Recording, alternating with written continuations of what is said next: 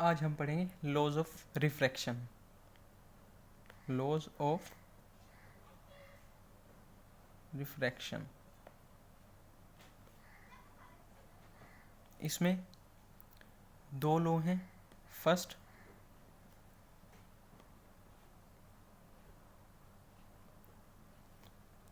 First law of refraction.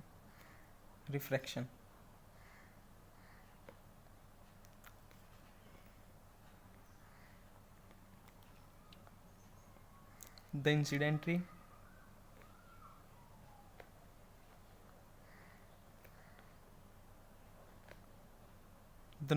the refracted ray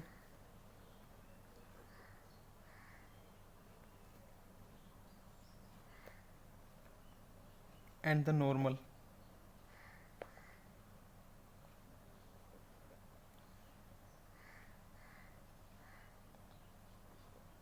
lies on the same plane.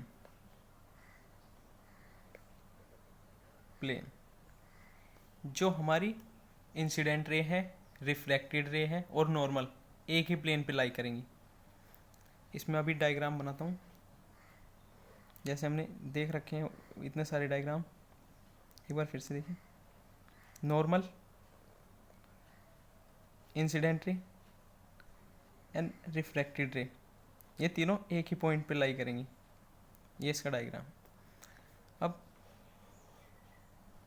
Second law of refraction.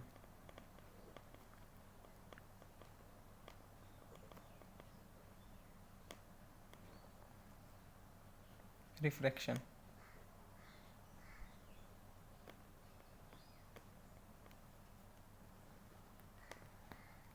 इसमें क्या बताते हैं? The ratio of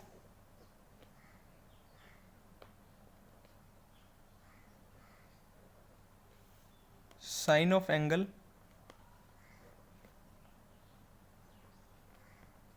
of incidence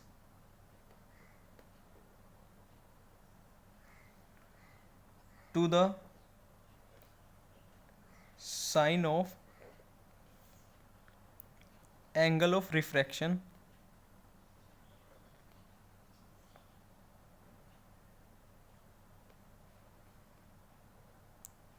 is constant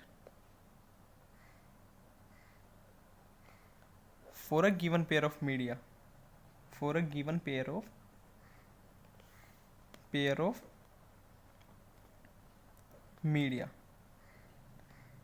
media जो है वो हमारी प्लूरल फॉर्म है मीडियम की। अब दो मीडियम है हमारे पास। अब इसे लिखने का मतलब, इसे लिखेंगे कैसे? Sine of angle of incidence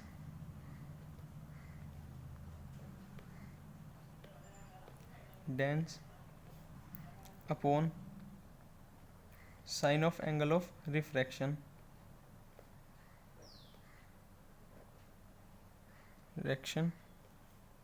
equal to constant. ये क्या है? हमारा कांस्टेंट वैल्यू है। अब इसमें एक चीज़ और हम इसे ऐसे भी लिख सकते हैं, sine I upon sine R equal to constant.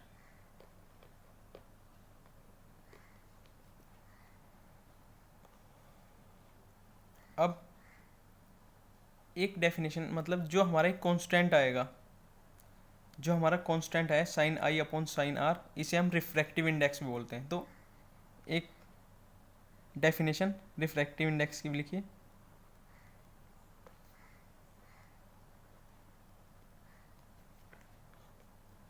The value of constant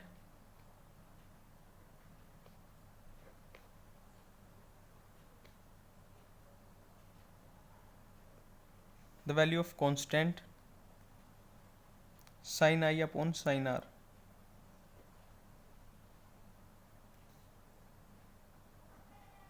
for a ray of light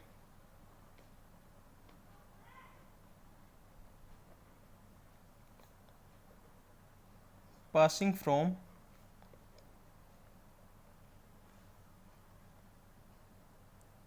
air into a particular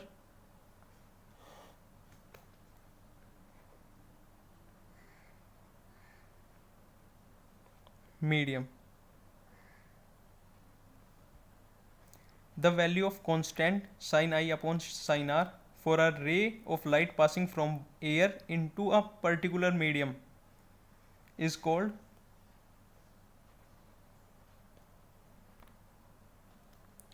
refractive index.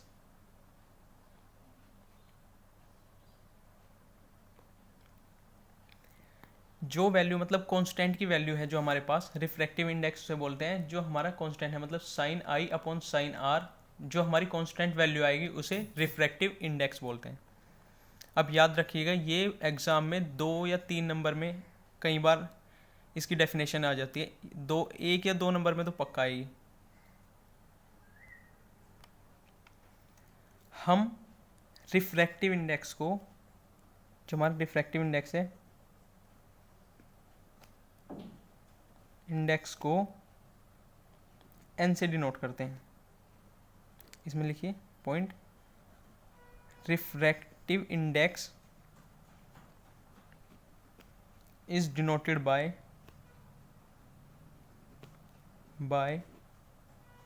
N. तो हम फॉर्मूले को क्या लिख सकते हैं, N equal to sine I upon sine R. ये हमारा रिफ्रैक्टिव इंडेक्स का फॉर्मूला भी बोल सकते हैं इसे।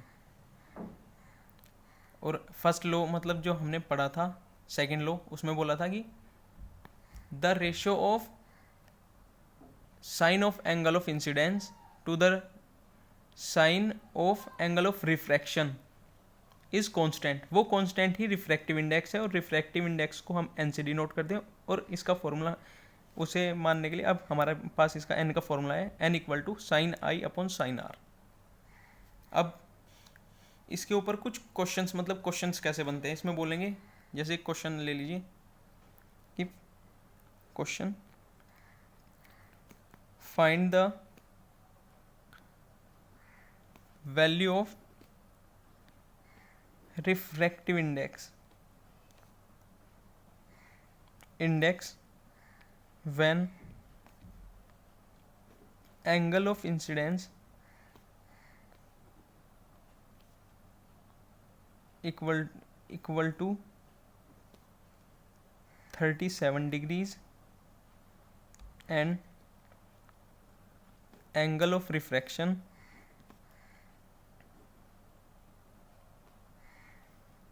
is 24 degree. अब इसे देख के कई बार बच्चे घबरा जाते हैं कि हमें तो नहीं पता कि साइन 24 की वैल्यू क्या है या साइन 37 की वैल्यू क्या है।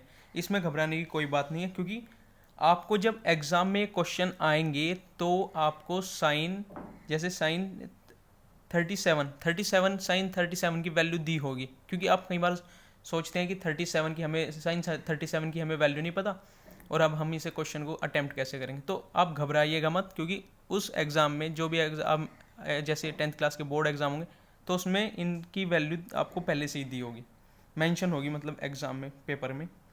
ऐसे सॉल्व कैसे करेंगे, जैसे हमें पता है refractive index equal to sine r upon sine I upon sine are. अब n equal to sine 24 degrees upon sine sine 37 upon 24 degree.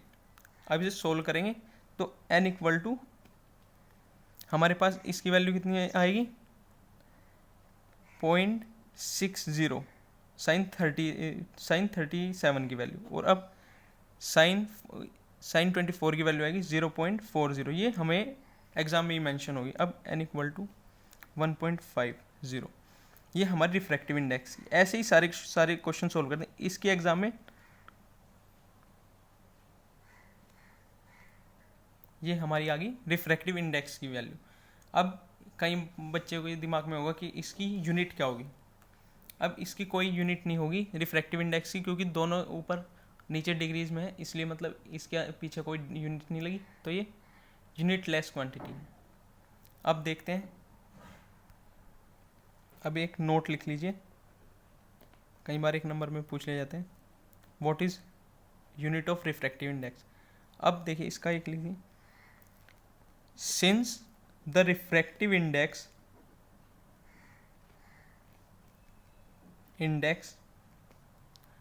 is a ratio of similar quantities,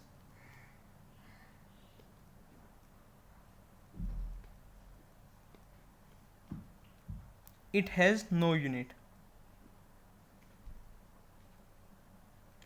कि ये ऊपर नीचे दोनों सिमिलर क्वांटिटीज हैं तो इसकी कोई भी यूनिट नहीं होगी। अब आगे एक पॉइंट और लिख लीजिए इसमें नोट करके, refractive index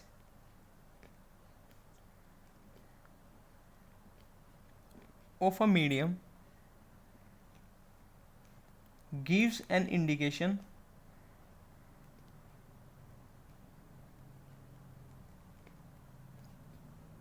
of light bending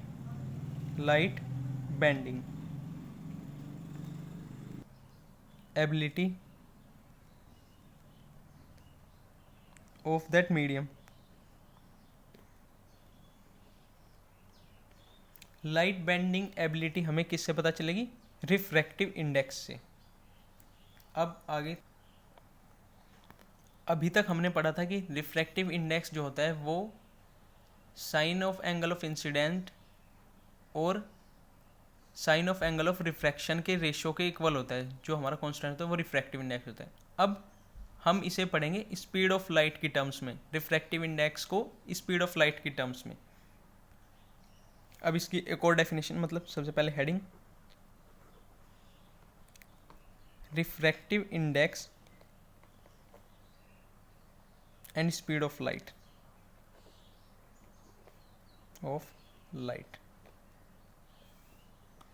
अब देखते हैं इसे।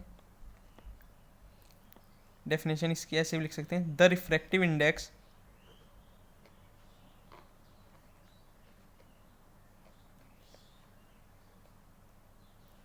can also be written as a ratio of speeds of light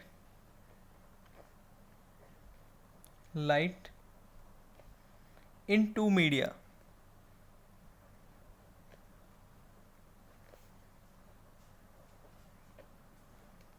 अब क्या है? The ratio of speed of light in two medias. मतलब अब पता है हमें कि जैसे एयर टू वाटर जाएगी तो एयर में कुछ और स्पीड ऑफ लाइट होगी और जब वाटर में जाएगी तो उसकी स्पीड ऑफ कुछ और होगी, तो इसलिए उनके रेशियो को भी रिफ्रैक्टिव इंडेक्स कहा जाता है। अब इसके अंदर एक पॉइंट लिखिए,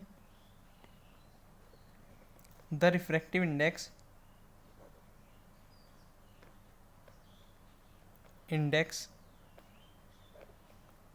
of medium 2 with respect to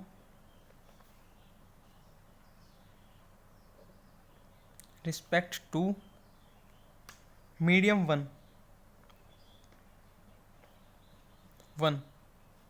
is equal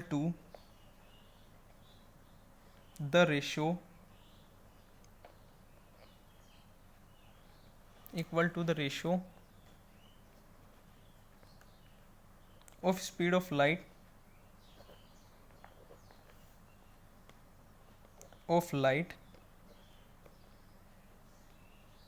in medium 1 to the speed of light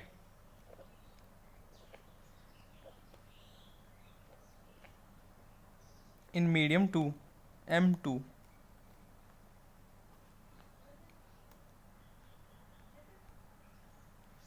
अब इस टॉपिक में सबसे ज़्यादा गलती जो होती है इसी जगह होती है। अब इसमें लिखा है the refractive index of medium 2 with respect to medium 1 equal to the ratio of speed of light in medium 1 to the speed of light in medium 2। अब देखिए एक चीज़ देखते हैं, जैसे 1n2 इक्वल टू v, हमने इसमें स्पीड को denote किया है v1 and v2।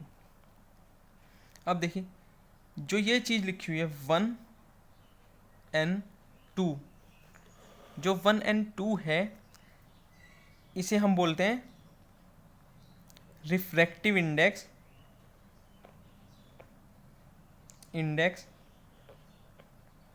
Of medium 2 with respect to 1 to medium 1। अब यहाँ पे 1 है, ये सोचते हैं कि refractive index of medium 1 with respect to 2 होना चाहिए, पर ये याद रखिएगा कि जिस मीडियम, जैसे 1 विद रिस्पेक्ट टू जिसके होगा वो 1 पहले और ये n2 बाद में। और इसमें क्वेश्चन में भी, क्योंकि कई बार फॉर्मूले भी, अगर आपका ये यहीं पे समझने में थोड़ी दिक्कत हो गई है तो फिर आप क्वेश्चन में फॉर्मूला लगाएंगे तो v2 अपॉन v1 लिखेंगे। तो याद रखिए ये मेन इंपॉर्टेंट पॉइंट है, इसमें सबसे ज़्यादा गलती होगी। क्या है ये? The refractive index of medium 2 with respect to 1, medium 2 with respect to 1। अब इसमें गलती मत कीजिएगा क्योंकि वरना ये बहुत ज़्यादा मतलब मार्क्स कटा देती है।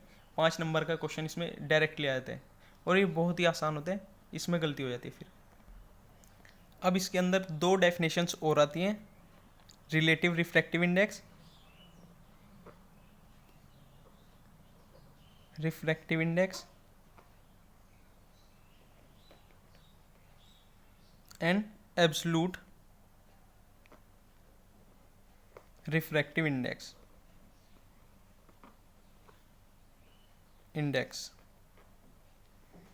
अब ये दोनों इनकी भी डेफिनेशन एक एक मार्क्स में आ जाती है, तो इसे भी याद करना बहुत ही ज़्यादा इंपॉर्टेंट है।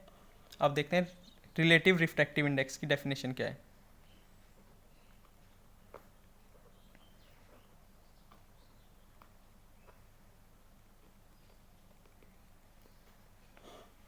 पहले इसे समझ लेते हैं होता क्या है कि अगर लाइट एयर और वैक्यूम को छोड़ के किसी भी मीडियम में जा रही है तो उसे बोलते हैं रिलेटिव रिफ्रैक्टिव इंडेक्स। मतलब एयर और वैक्यूम को छोड़ के किसी भी मीडियम में से किसी भी मीडियम में चली जाए, इन्हें छोड़ के, तो उसे बोलते हैं रिलेटिव रिफ्रैक्टिव इंडेक्स। और दूसरा एब्सोल्यूट रिफ्रैक्टिव इंडेक्स कब होता है? जब लाइट एयर या वैक्यूम में से होकर के दूसरे मीडियम में जाए, उसे बोलते हैं एब्सोल्यूट रिफ्रैक्टिव इंडेक्स। अब इसकी डेफिनेशन लिखते हैं। When light is going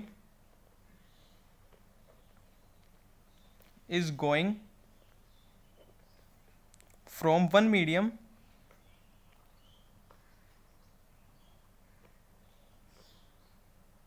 other than vacuum or air, other than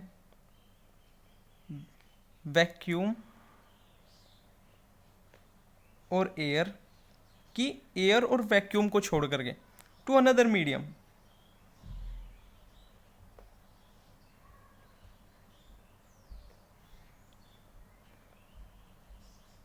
then value of refractive index is called relative refractive index.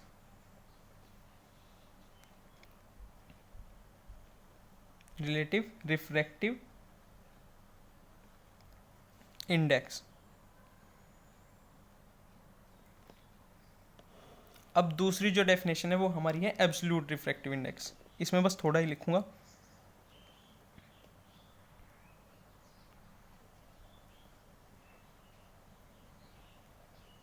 Absolute refractive